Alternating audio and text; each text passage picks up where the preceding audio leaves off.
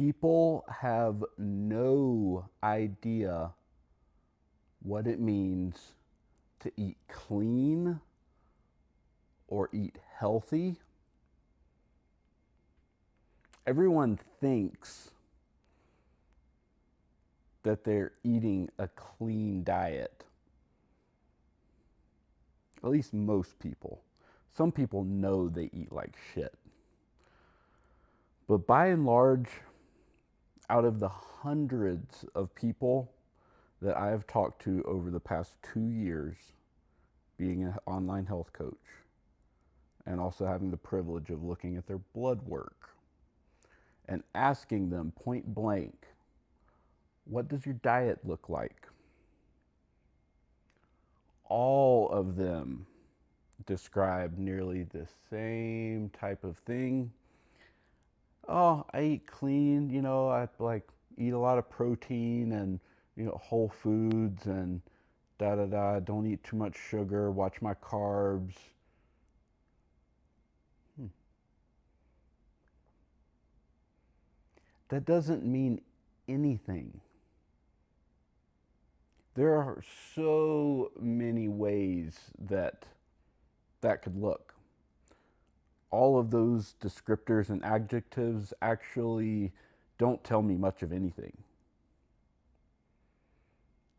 Some people are meticulously tracking, some people don't track at all. But they're coming to me because they're not happy with their results. Be it they're overweight and fat, they have no muscle, so they could be skinny fat. Oftentimes they are. They don't look good naked or at the pool or on the beach. They don't like how they look. They don't like how they feel. Low energy, fatigued, got to drink a lot of coffee, brain fog. I had an afternoon crash at 2 a.m. I got kids, lots of stress at work. It's all the same bullshit. And even the ones that confidently answer my question, like, oh, I got my diet on track, in the bag, then why do you feel and look like shit?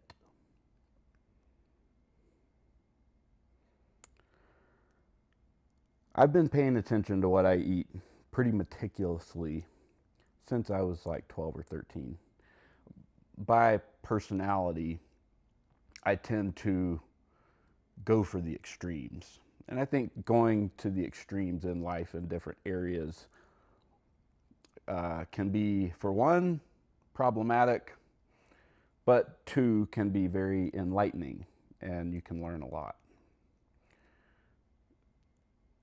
And when you go to the extremes, especially in today's world, in the diet culture and the health and fitness industries, in the extremes,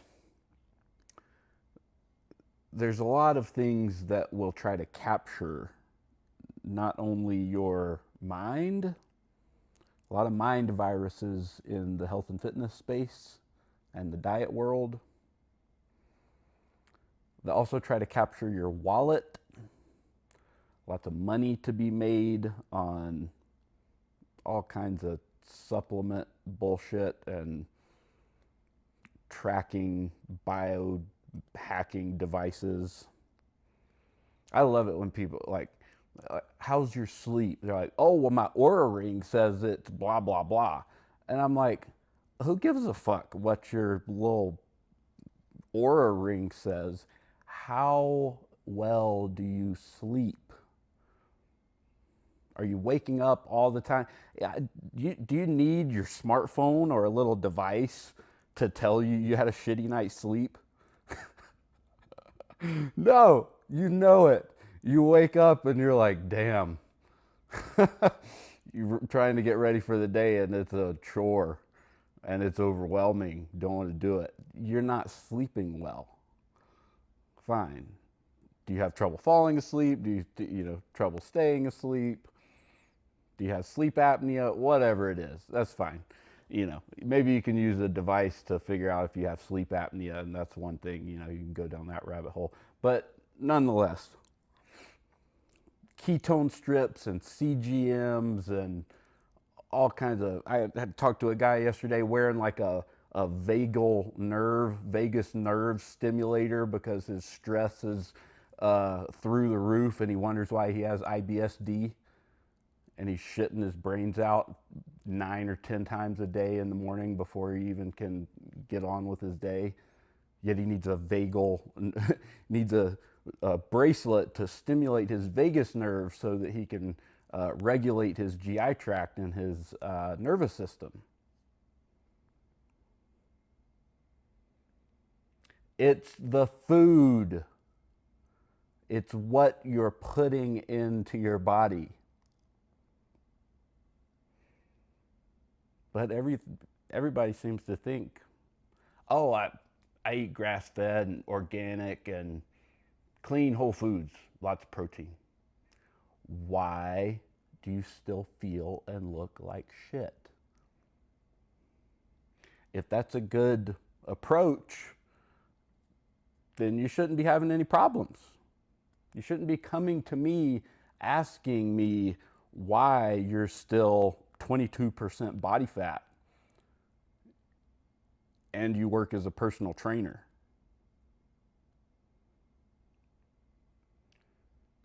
You're 22% body fat and you've been trying to find your abs wherever they are.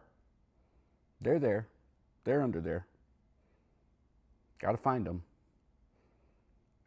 Been trying to find them for 2, 3, 4 years. Maybe you started out at 30% and now you're down to 22. That is progress. That's great. But if you have stayed at 22, that is called a plateau. Or as Cole Robinson likes to say, stall city.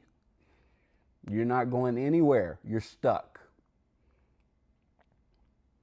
The problem with being stuck and in a plateau is that when you are captured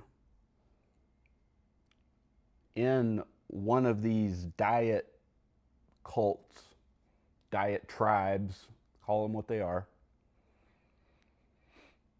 you have no place to go. You can only think that there's something wrong with you. I'm following all the rules, but I'm not getting any, it's gotta be me. I'm a unique snowflake. It just doesn't work for me.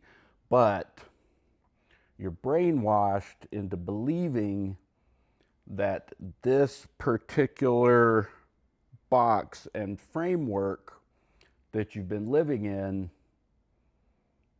is the only option, is the only reality. You have to expand your sight. Each one of these diet tribes has something to offer, has a couple of things right. The far extremes certainly don't have the whole picture. Some of them have too much of one thing eventually. Others, and the same one, have too little of something else eventually. And the reason why you see different diets cycling in the zeitgeist and on social media is because it takes time for the collective consciousness to go down a particular groove of experimentation.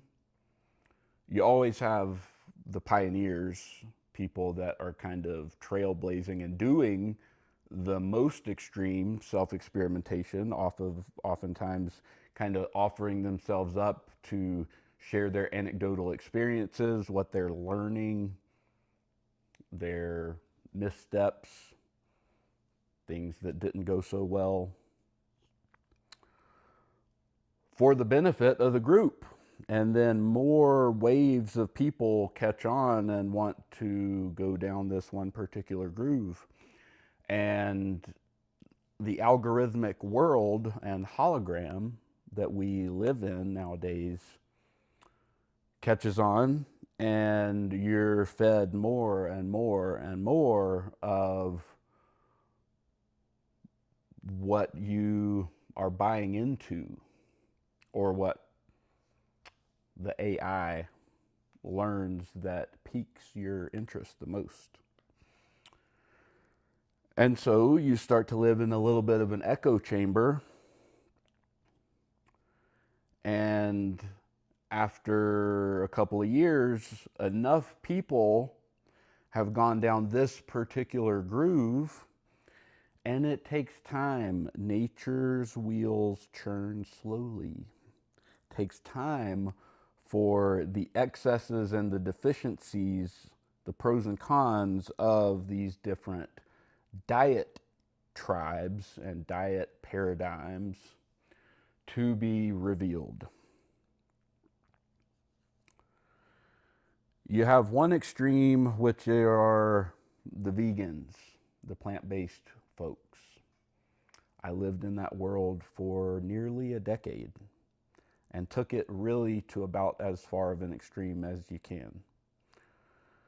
30, 60, 90 days juice fasting, water fasting, dry fasting, fruitarian stretches of, days, weeks, months of almost all of my calories coming from fruit.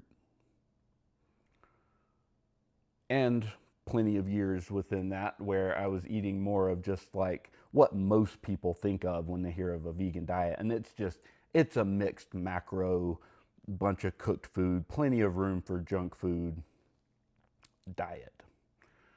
And my energy levels, my libido, my mental clarity, my strength and body composition, and the list goes on,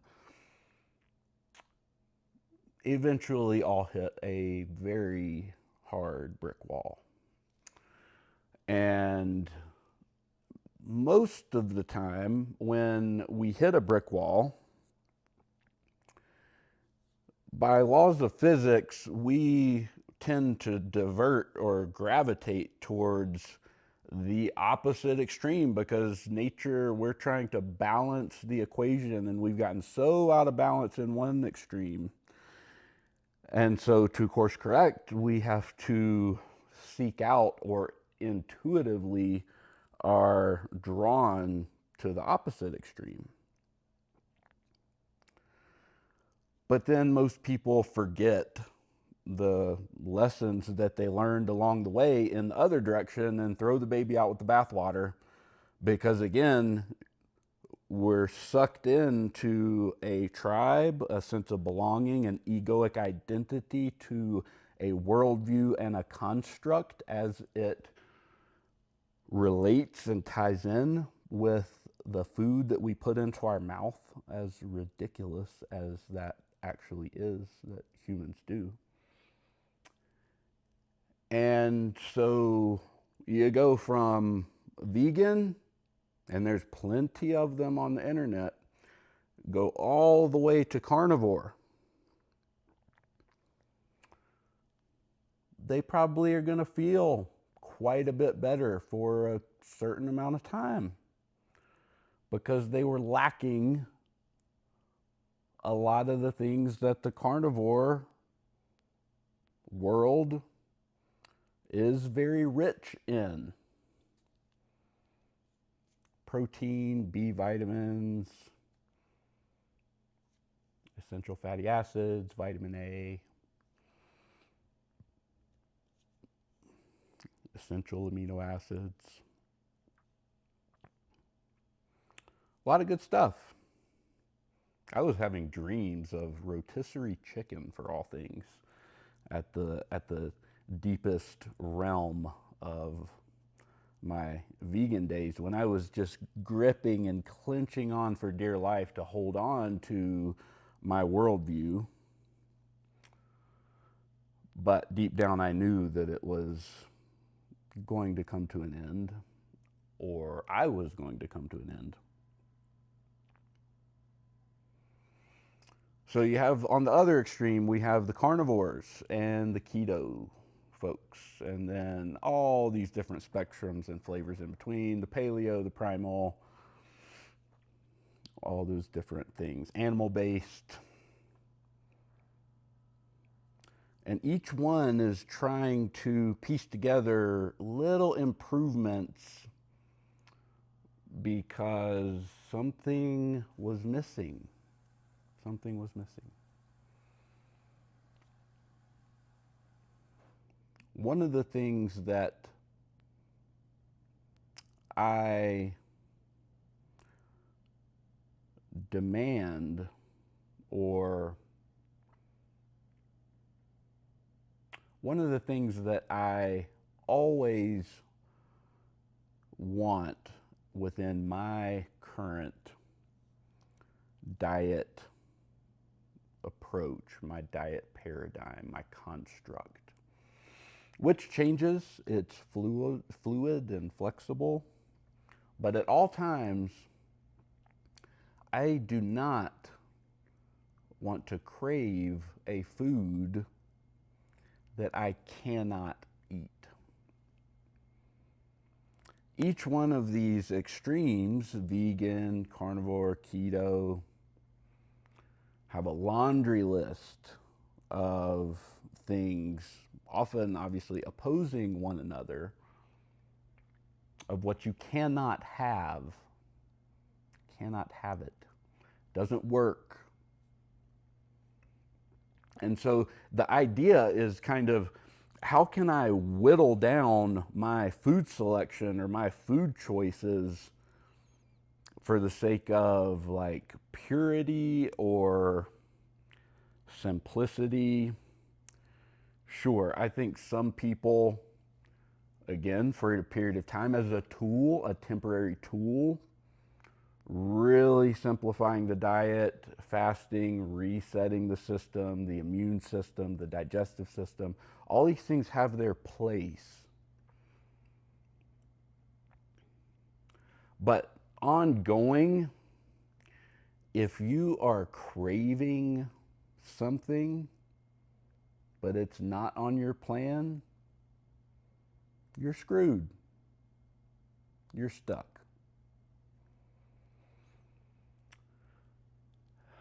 Also, along with always, always never wanting to be craving and desiring a food that I can't have, I want energy, day to day energy and drive and motivation to never be at a shortage.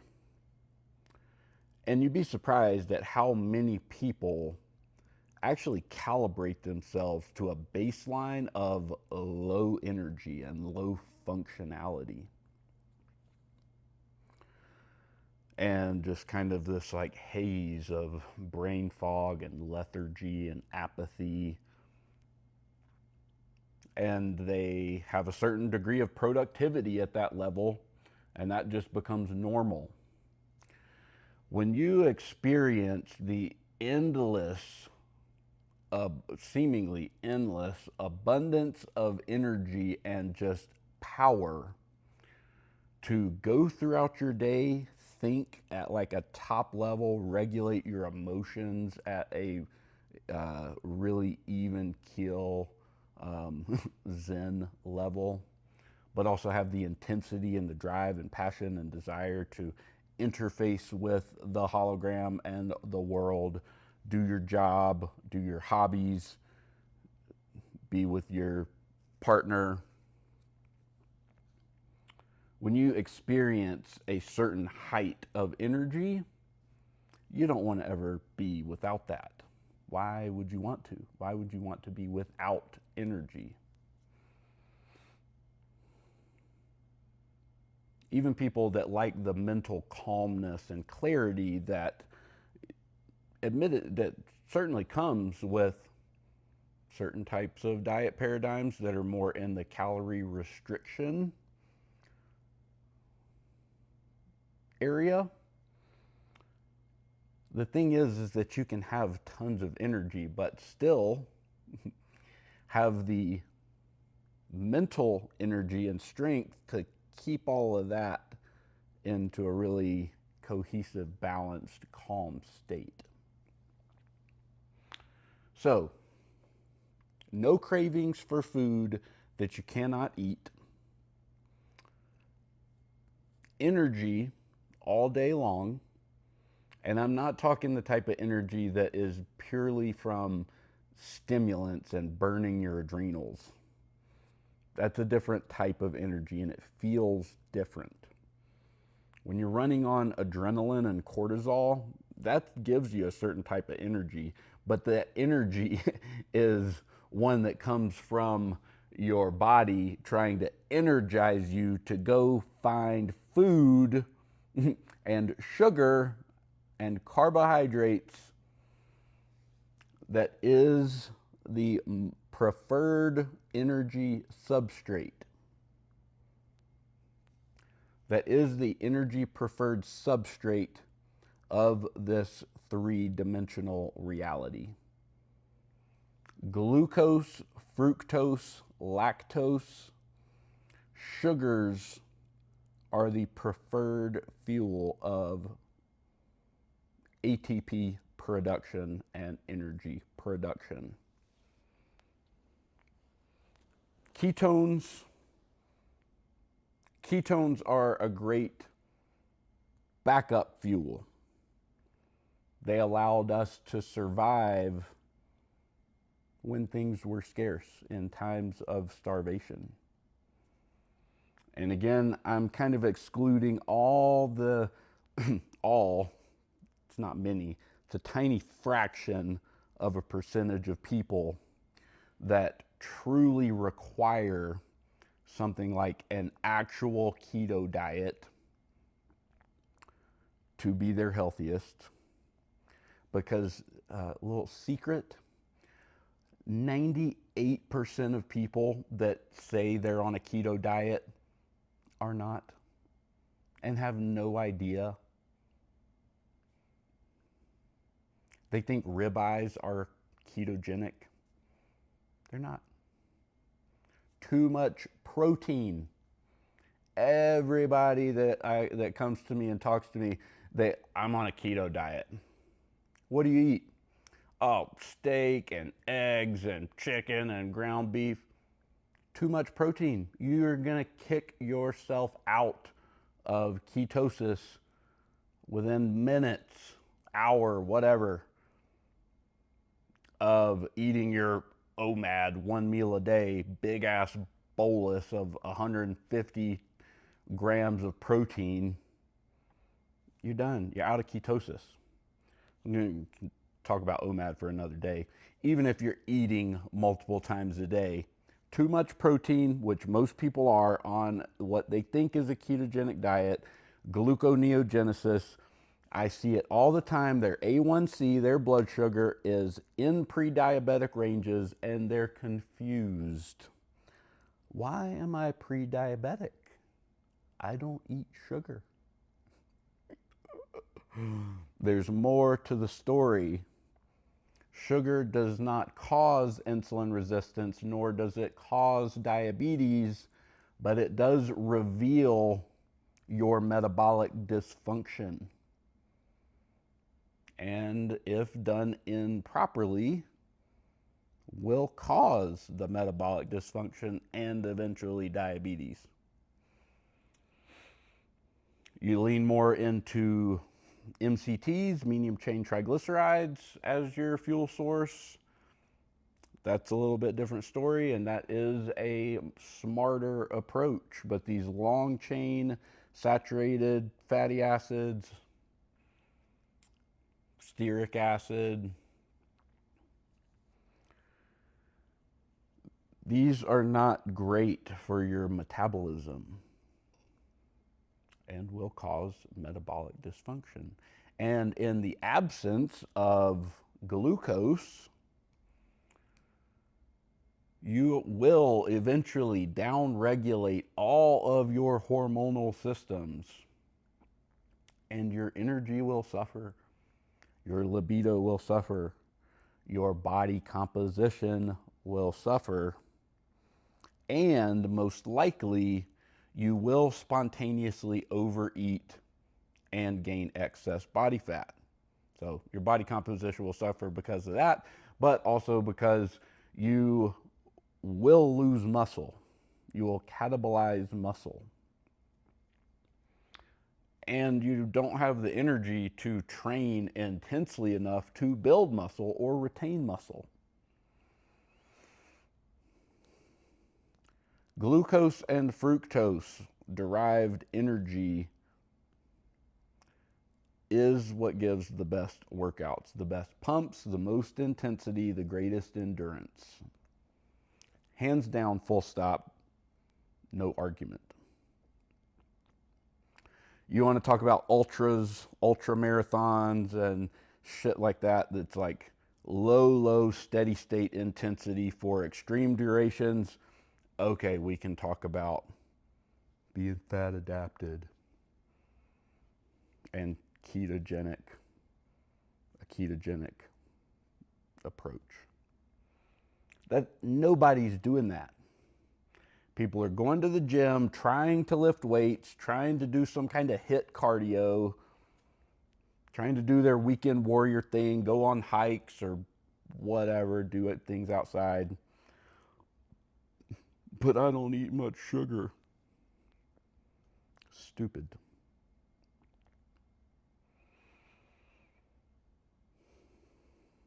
Sugar fasting has gotten a lot of attention recently.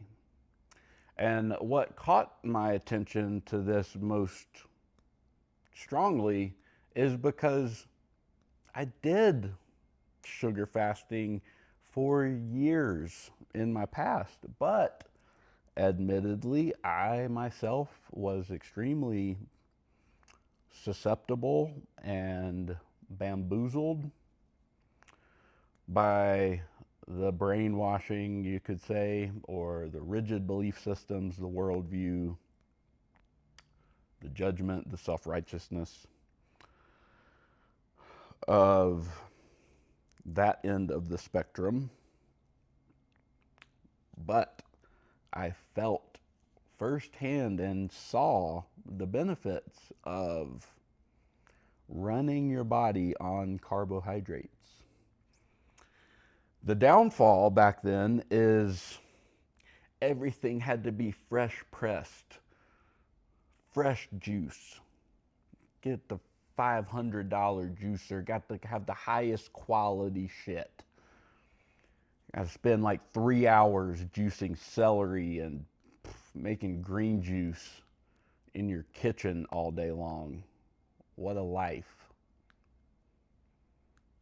So impractical.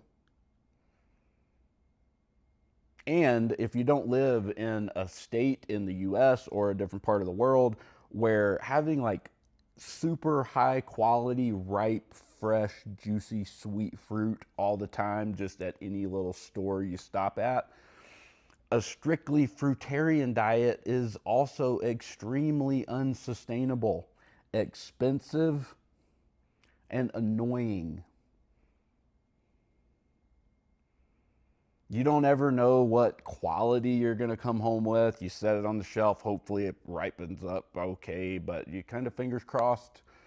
And if it doesn't, if you're in that purity mindset, oh, can't have any rice. Can't have any lean meat, for God's sake.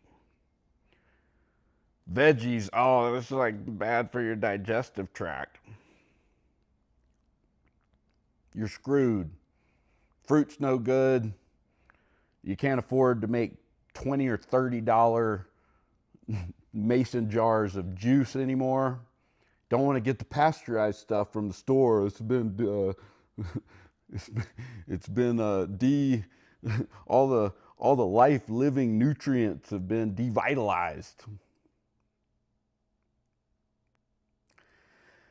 Sugar fasting and the resurgence, because again, we saw low fat back in the 80s, which it actually wasn't low fat, and it wasn't this, wasn't sugar fasting, wasn't a sugar diet paradigm. It was people eating SnackWells and fucking Slim Fast and processed food that was lower in fat but still a lot of glucose. The monosaccharides that we're talking about here matter. Glucose causes a different response in the body than fructose. Glucose and fructose together make sucrose, table sugar. Both glucose and fructose are found abundantly in all plant foods. Animal-based diet people, they want the honey and raw milk, a little bit of fruit. They're seeking something that was deficient in a strict carnivore paradigm.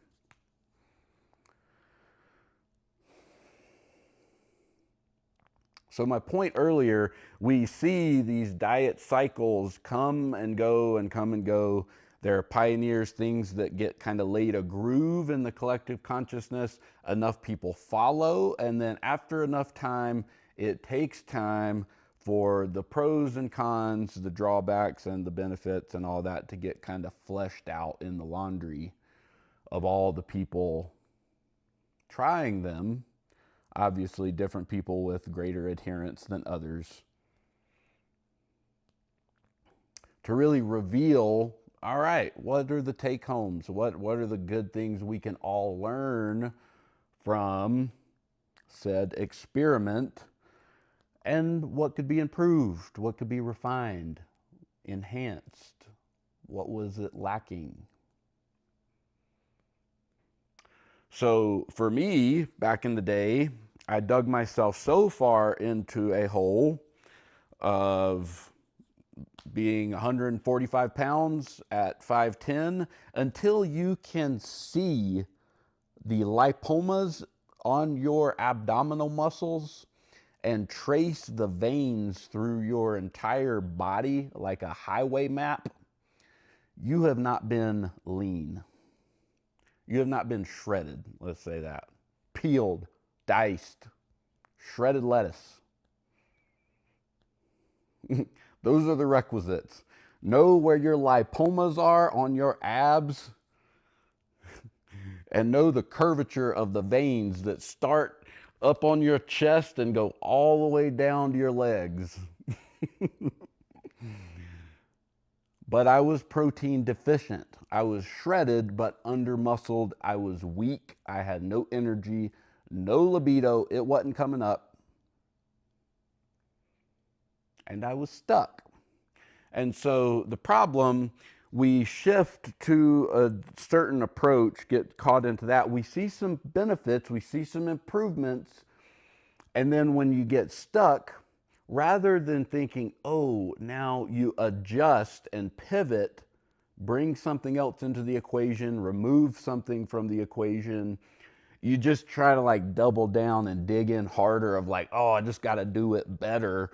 And the result or the tool that got you your previous result, you think that that's the only tool that's going to continue your results. And that is incorrect. Carnivore, keto, paleo, animal-based, vegan, all these things can temporarily bring about some positive shift in all manners of health, bringing awareness to your food and your health. But most of them, you run into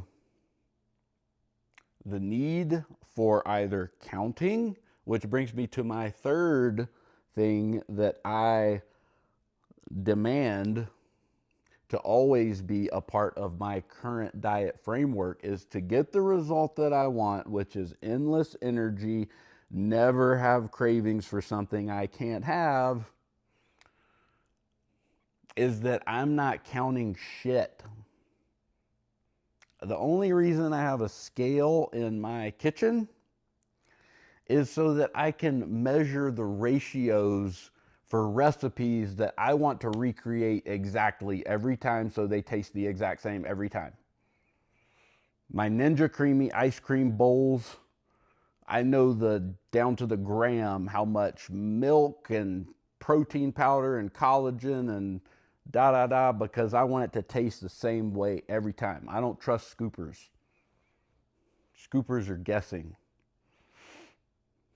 That's the only reason I have a scale in my house. I am not weighing to count macros or calories.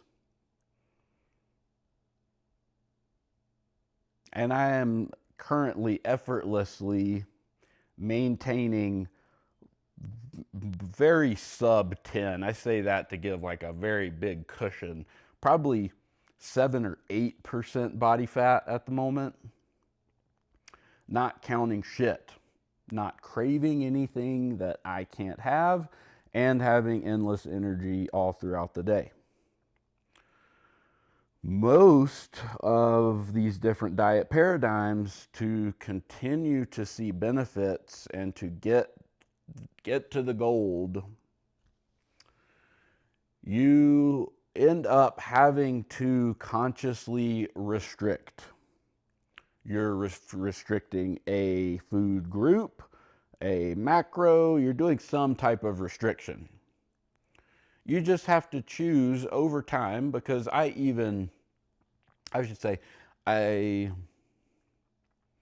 restrict at different points throughout the week.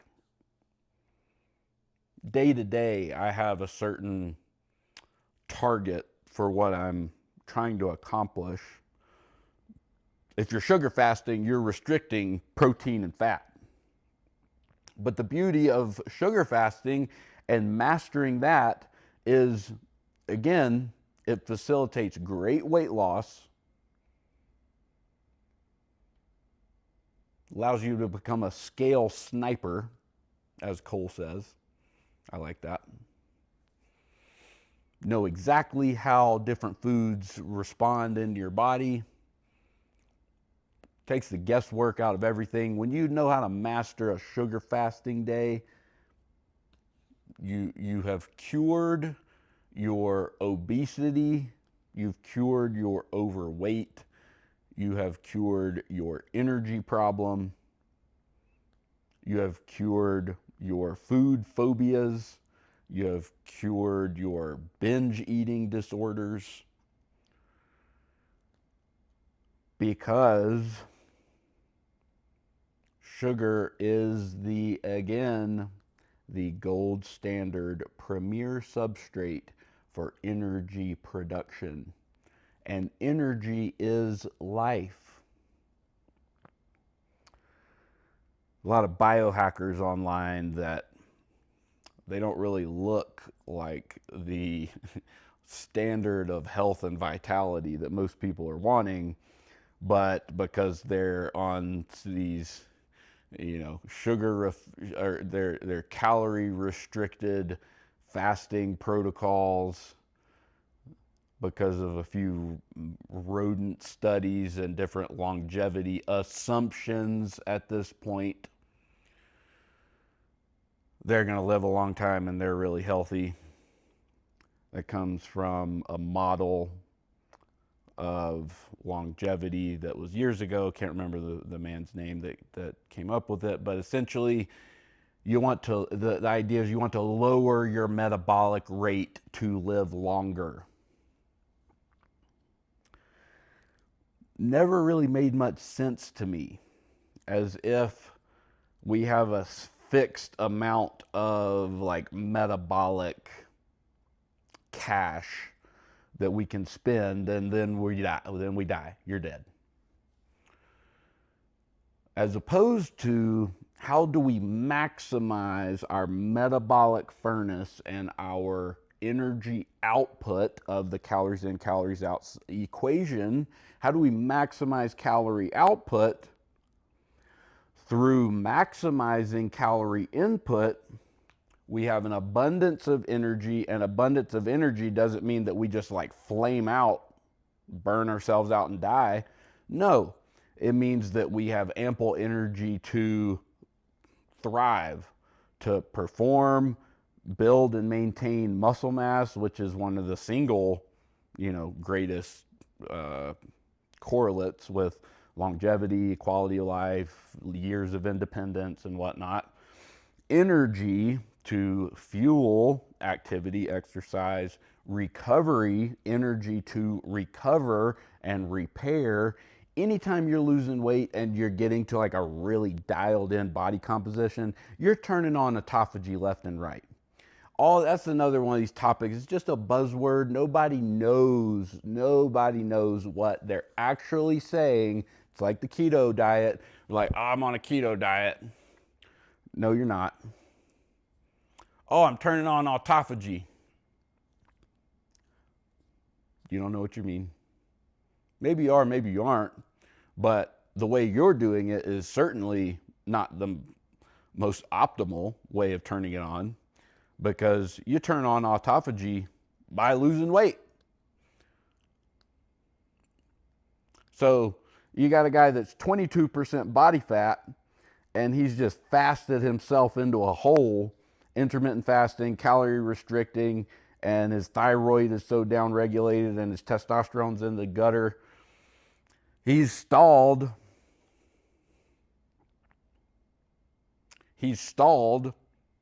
But he's just going to keep digging into that hole because, like, that's the way you're supposed to do it. Again, the mind virus.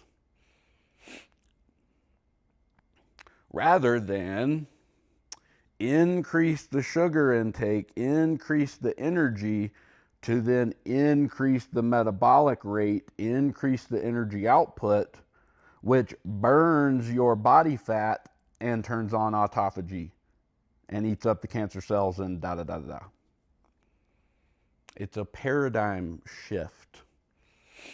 So we're seeing a resurgence of sugar fasting, but, and I say this from, a newfound place, newly evolved place for myself. It's occasional sugar fasting of really enjoying a lot of juice, a lot of fruit. Love that. Love it. Big ass bowl of mangoes, papaya, dates. Awesome.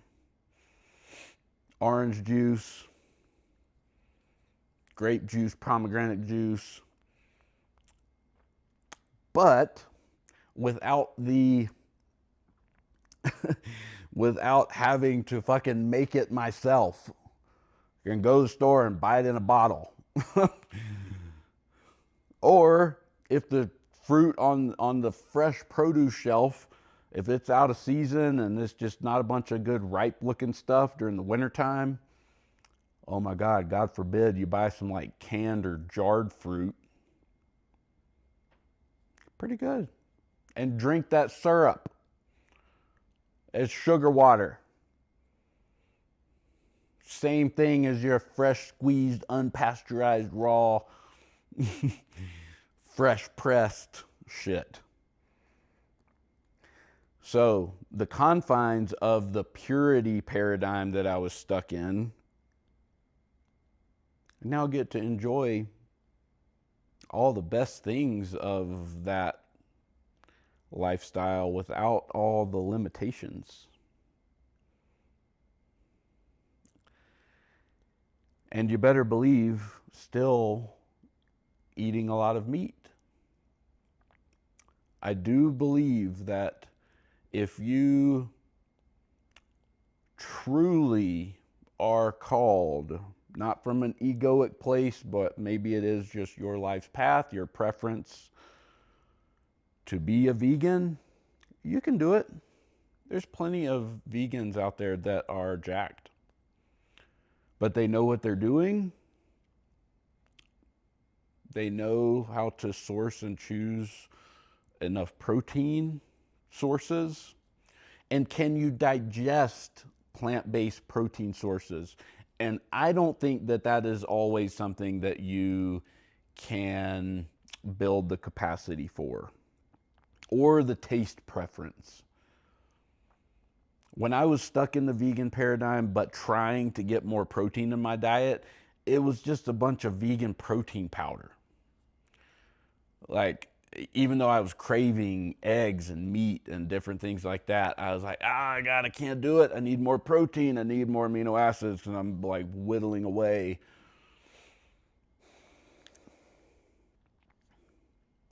But I don't really like beans. They don't digest well and they just are not appetizing. I don't want to eat beans. I don't want to eat tofu. Don't want to eat tempeh. Don't want to eat seitan. Don't want to eat TVP or vital wheat gluten. If you can digest those things truly, not just like convincing yourself you can, but if they truly do not cause you digestive problems and you actually are inclined and excited, like, man, that hits the spot good, then you can be vegan and you can be really healthy. But you need a protein source and the essential amino acids. And so with the inclusion of lean meat, I keep it lean because that is best for body composition long term, best for the metabolism, for metabolic health, insulin sensitivity, lipids.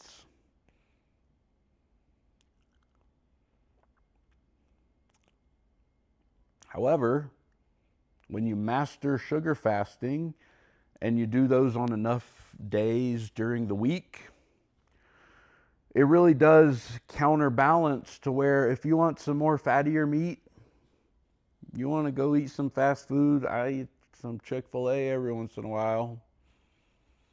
I eat a bunch of Reese cups and Oreos on the weekends. Then you can do it. You have the metabolic momentum, another term coined by Cole that I really appreciate, that you can handle it. And it doesn't sway the scale in too far of a degree that you can't just immediately take care of with a short sugar fast. You spend months on a keto diet or a carnivore paradigm, no carbs, you're going to lose a bunch of water. It changes the way your body like processes fluids and electrolytes and all that.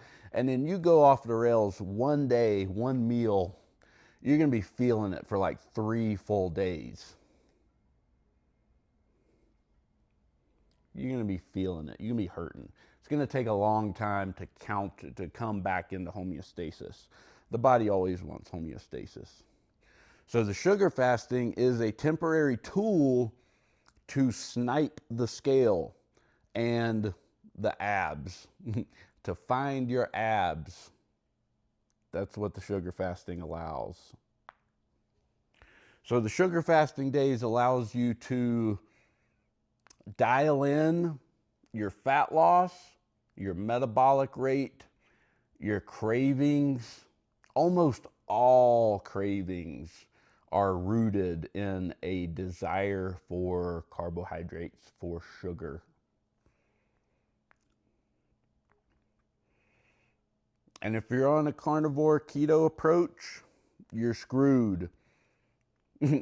Well, a lot of things have come to market that try to trick your brain into thinking you're having something sweet. All these different bars and keto treats and artificial sweeteners and stuff, which I love artificial sweeteners. I'm not demonizing those, but they're putting those in those products because people on those diets want sugar. Artificial sweeteners, even worse, sugar, alcohols, those will wreck you. At least they wreck me. I'll be in the bathroom like the guy I was telling you about earlier, who's in the bathroom nine times in the morning before you can go about your day. Not fun. Those things do not digest well. Compared to table sugar or maple syrup or honey, about any gut, unless you got some crazy SIBO issues or gut imbalances that actually stem from improper dieting and becoming carbohydrate intolerant, essentially, and getting your gut microbiome messed up. Sugar digests great. Some fruits, depending on ripeness and whatnot, if they're like extra high in fiber, you might get, a little bit of bloating, gas. You have to kind of navigate this transition more slowly. But any diet change comes with a gut adjustment.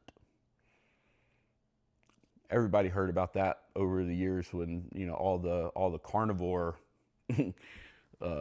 tidal wave was happening, with how that messes with your GI tract and what that transition looks like for a lot of people, or the keto flu, right?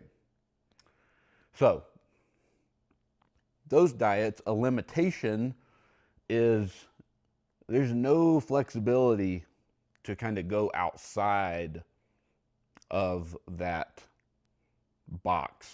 Because if you do, your fluid is going to be, your body water is going to be all messed up. Your sodium is all going to be messed up. But with this approach, you can eat nearly anything you want on a day you're not sugar fasting.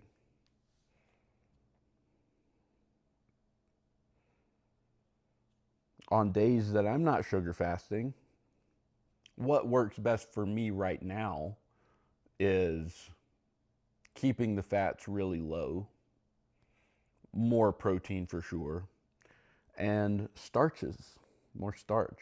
I love me some white rice. Potatoes are alright, but love some white rice. But you don't want the starch on your sugar fasting days.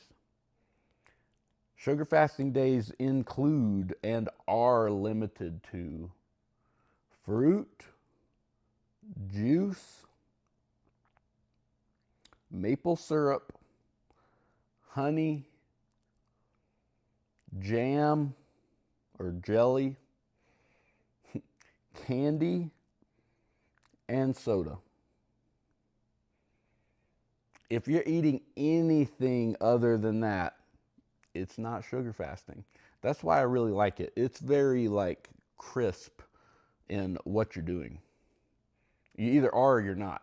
It's fine to make some modifications. By God, I make modifications all the time because I'm an experimenter, right? But don't call it what it's not. It's the same thing with people saying, I'm on a keto diet. No, you're not. I'm sugar fasting. Why am I not losing weight?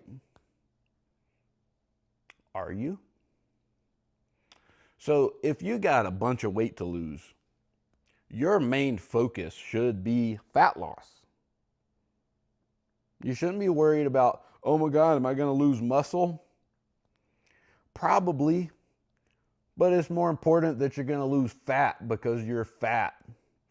And if you think about it logically, and I know some things in the human body and with nature kind of counterintuitive, whatever, but naturally, doesn't it make sense that if you're fat, you should stop eating so much fat? And physiologically, that's proves out to be true. Again, a lot of people, if you're just obese and then you shift to a keto or carnivore diet, you're going to be excluding different things. And the worst thing when it comes to body composition, the standard American diet macro split. You don't have to be eating standard American diet foods. You can be eating clean, organic, blah, blah, blah, non-GMO, fair trade bullshit that is still the standard American diet macro split, which is essentially balanced, roughly 30, 30, 30, or 30, 40, 35, whatever, roughly equal distribution between carbs, fats, and proteins. That's why I love it when somebody says, why don't you just eat balanced? Balanced, everything in moderation. Try it. You will be fat. Unless you are meticulously counting your calories and intentionally locking yourself into a calorie prison, calorie consumption prison. Whereas sugar fasting and a sugar diet, there's a lot of flexibility with that word too, I'm not crazy about, but more low fat, keeping the fats in check, much higher carb paradigm. You're eating yourself out of the metabolic hole. You're increasing your food intake, the right macros and micro, the monosaccharides, fructose, glucose, more, can't forget the fructose. We'll get into that in another episode, but if you do nothing but glucose, you're not going to get the same result. It processes differently in the liver and in the bloodstream. It's the fructose, glucose fructose combination. Increasing your calorie intake and also concomitantly increasing the calorie outside of the equation, the metabolic burn, and if done appropriately, that is going to surpass your calorie intake side of the equation and you will burn body fat. So the balanced 30, 30, 30, 33, 33, 33, however you want to look at it, standard American diet, you will naturally, spontaneously overeat unless you are meticulously tracking your calories. You will consume more than you need. You will not get that same type of metabolic amplification done like I'm talking about. You will have cravings. You will slowly over time develop metabolic resistance, insulin resistance, and you will gain body fat. That's why it can, for a temporary period of time, when somebody shifts to ketovore, that is actually a thing that some people say, ketovore, I'll just say that. When you switch to ketovore, if you're coming from a truly standard American diet, and you're obese, you're overweight, you're going to lose weight. You're going to lose weight. And that's a positive thing. That's good. That is progress. Good for you. But you will plateau. You will stall. There are a couple of influencers in the influencer space, in the keto, the carnivore camp, and that is their flag, and they're in good shape. They look great, and they seemingly perform well. I would argue, as many others would, that they would perform even better on a different plan, but for whatever reason, their genetics, the stars aligned in their favor, that what they're doing, they look good and are seemingly performing great.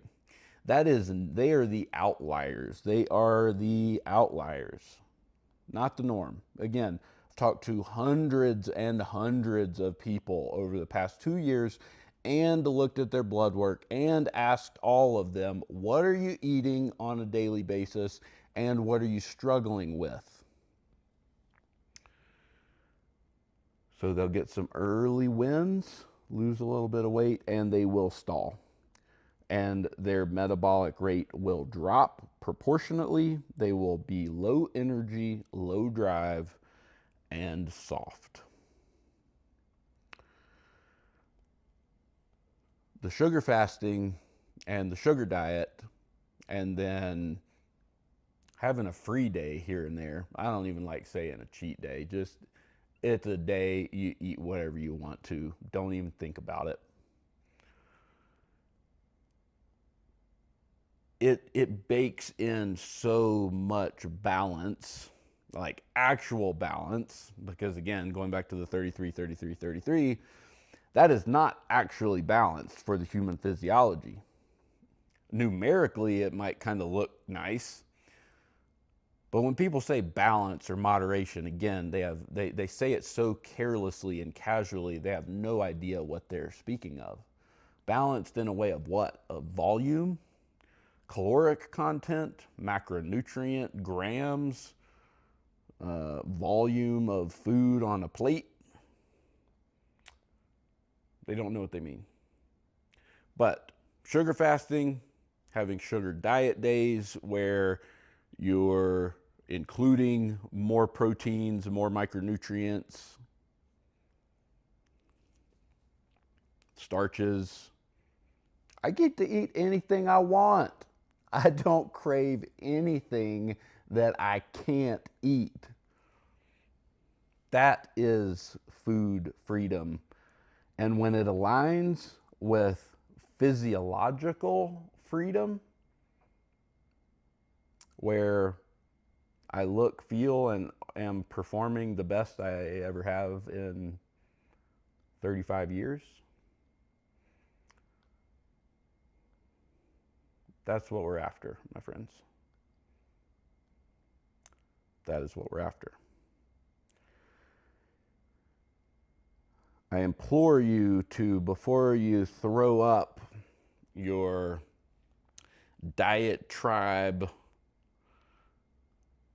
objections, because the funny thing is that in this, I guess call it a Venn diagram of things that one side demonizes and the other side demonizes, the one thing that they have in common, the vegans and the carnivores and the keto and the plant-based, both sides demonize sugar. Except I will say, the people that are like hardcore fruitarians, find me a fat, like a truly, somebody that's actually a fruitarian, low fat vegan, lots of juice, lots of fruit. They are lean, probably under muscled because they're lacking some stuff also. But both sides want to say, oh my God, refined sugar. It's inflammatory. It's not true. So, I encourage you to put it to the test. Expect some GI fluctuations, again, as everybody experiences when you change your diet in any meaningful way. There's going to be some microbiome adjustments. But master sugar fasting. You're not going to die with a few days of no protein or no essential fatty acids. That's a conversation for another day. But you would have to go a long time on nothing but refined sugar to truly be essential fatty acid deficient. Fruits, greens have amino acids and essential fatty acids. Master sugar fasting.